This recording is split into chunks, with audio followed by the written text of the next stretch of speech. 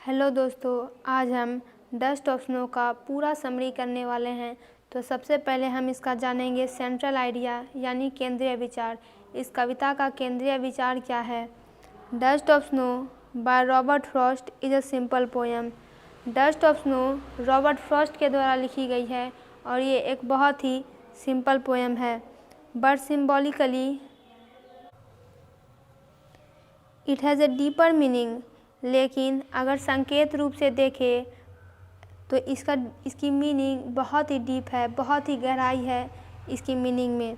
It expresses the significance of smaller thing which impact our thought processes for the future. यह कविता जो है, जो छोटी छोटी चीज़ें हैं उसके महत्व को ये दर्शाती है, जो कि हमारे सोच की प्रक्रियाओं पर बहुत ही प्रभाव डालती है। किस लिए? तो फ्यूचर के लिए, भविष्य के लिए। The poet is standing under a hemlock tree. Hemlock tree का मतलब होता है एक पॉइजनस प्लांट यानी धतूरा। वहाँ पे पोएट जो है खड़ा है, स्टैंडिंग है, उसके नीचे है। इट इज़ स्नोइंग, वहाँ पे बर्फ़ गिर रही है। Soon a crow sitting on the tree, और उस वृक्ष पर एक कौवा भी बैठा हुआ है। शेक्स इट, वह क्या करता है? इसे झोल देता है, इसे हिला देता है। And snowflakes fall on the poet, चूँकि बर्फ़ गिर रही थी तो धतूरे के पौधे पर भी बहुत सारी बर्फ़ जमा हो गई होगी, और कौवा जब उसको धक्का देता है, जब उसको हिलाता है, तो वो बर्फ़ पोएट पर भी गिर गई। This changes his mood. इस प्रकार से जो है पोएट का मूड ही बदल गया। उसका जो विचार थे उससे पहले थे, पोएट इससे पहले दुखी मूड में थे, निराश मूड में थे, लेकिन ये गिरने के साथ ही पोएट का मूड बदल गया। And he spends the rest of the day far from being unhappy and sad.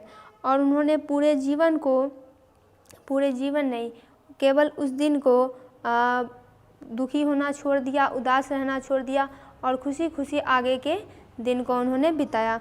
तो यहाँ पे पोएटिक डिवाइस यूज कौन सी हुई है? तो राइम स्कीम है इसका ABAD। सिम्बॉलिज्म किसको प्रतीक मान के कहा जा रहा है? तो हेमलॉक ट्री को और क्रो को। देखिए, हेमलॉक ट्री जो है, धतूरा है, ये कोई शुभ चिन्ह नहीं माना जाता है, एक अशुभ लक्षण है। क्रो, कौवे को भी एक अशुभ लक्षण माना जाता है, लेकिन यहाँ पे पोएट ने उसको सिंबल के रूप में यूज किया है कि प्रकृति में जो छोटी छोटी घटनाएं होती रहती है उससे भी हमारा जीवन कितना जुड़ा हुआ है, वो भी हम पर पॉजिटिव असर डाल सकते हैं। आयरनी क्या है इस सिचुएशन में? तो a contrast is seen between what is said and what is meant. कहा क्या जा रहा है, पोएट ने लिखा क्या है? हेमलॉक ट्री, कौवा, दोनों असम लक्षण के प्रतीक है, अशुभ लक्षण के प्रतीक है, लेकिन कवि आखिर अंत में कहना क्या चाह रहे हैं कि इनसे भी पॉजिटिव इफेक्ट हो सकता है जीवन में। It is also between what appears to be true and what is the ultimate truth. ये इसके बीच में भी एक द्वंद्व की भावना है कि क्या हमें सही लग रहा है और अंत में क्या सही होता है। र्यू इज़ ऑल्सो ए हर्ब। र्यू जो है एक हर्ब होता है, a plant used for medicinal purposes in medieval times. पुराने ज़माने में र्यू का यूज किया जाता था, किसके लिए? दवाई बनाने के लिए, मेडिसिनल पर्पसेस के लिए। The irony is seen in the poet's use of hemlock tree and rue processing poison. तो यहाँ भी ये आयरनी देखा जा सकता है कि पोएट ने लिया है हेमलॉक ट्री को, और र्यू में भी जो है पॉइजन होता है। Yet giving the poet much desire happiness. लेकिन ये जो हेमलॉक ट्री है ये भी कवि को बहुत सारी खुशियाँ देता है। आगे अब हम इसकी समरी को करेंगे। तो देखिए, dust of snow is a beautiful short poem. ये एक बहुत सुंदर, बहुत ही छोटी कविता है। It is written by Robert Frost. ये रॉबर्ट फ्रॉस्ट के द्वारा लिखी गई है। The poem tells that every short moments are significant in relation to other things. कविता ये कहना चाहती है कि जो छोटे छोटे मूवमेंट होते हैं, छोटे छोटे जो पल होते हैं, वो दूसरे चीज़ों से अगर हम उसका संबंध जोड़ें तो बहुत ही महत्वपूर्ण होती है। This significance represent two things. और ये जो महत्व है ये दो चीज़ों को दर्शाती है। कौन सी दो चीज़ों को?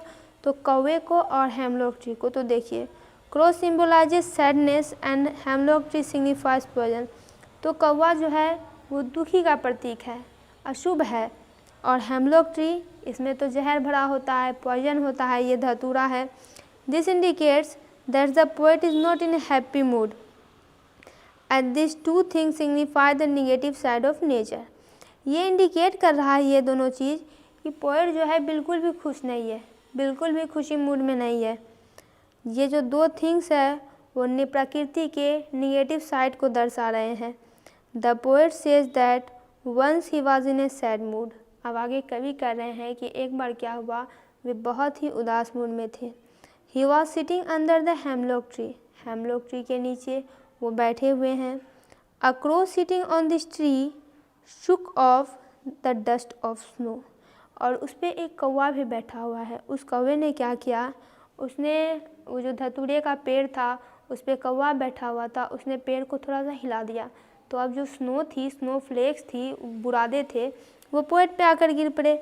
और ये जो सिंपल मोमेंट हुआ इसने पोएट के मूड को पूरी तरह से बदल दिया। पहले वो उदास था, अब वो बहुत प्रसन्न हो गया।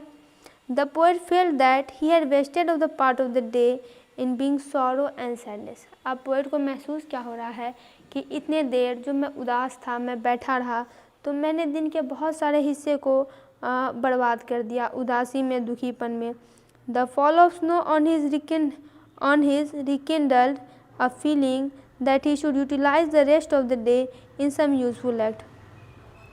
इससे उन्हें एक एहसास हुआ, जब स्नो उस पर फॉल हो गई तो उससे उन्हें एहसास हुआ कि पहले तो मैंने बहुत सारा समय पहले ही बर्बाद कर दिया, लेकिन अब मैं बर्बाद नहीं करूँगा। अब दिन के जो बचे हुए हिस्से हैं इसको मैं ज़रूर किसी अच्छे काम में लगाऊंगा, यूजफुल एक्ट करूँगा, बैठा नहीं रहूँगा। The falling of snow on him washed of his sorrow. जैसे ही स्नो का फॉल इन पे हुआ उसने इस दुख को पूरी तरह से मिटा दिया। He went away to spend the rest of day in some useful activity. और इसके बाद जो है कभी वहाँ से चले गए और उन्होंने सोचा मैं अभी के बाद कुछ अच्छा काम करूँगा, यूज़फुल काम करूँगा, लाभप्रद काम करूँगा और अपने दिन के हिस्से को बर्बाद नहीं करूँगा। भले ही लेखक ने एक बहुत बड़ा हिस्सा बर्बाद कर दिया होगा, लेकिन अब जो है अब बाकी जो बचा दिन का, मान लीजिए थोड़ा सा भी हिस्सा बचा, तो उसको पोएट अब बर्बाद नहीं करना चाहते हैं। तो कविता का संदेश यही है कि प्रत्येक पल जो है टाइम जो है बहुत जल्दी पास हो रहा है। अगर निराशा में, दुख में अगर हम इस समय को बर्बाद करना शुरू कर देंगे, हमें कुछ नहीं मिलेगा। हमारे पास जो समय है उसी में हमें काम करना चाहिए, यूज़फुल वर्क करना चाहिए, ताकि भविष्य अच्छा हो सके। अब पीछे देखने से भी कोई फ़ायदा है नहीं। तो दोस्तों, इससे रिलेटेड वीडियोज़ के लिए चैनल को सब्सक्राइब करें, वीडियो को लाइक और शेयर करें।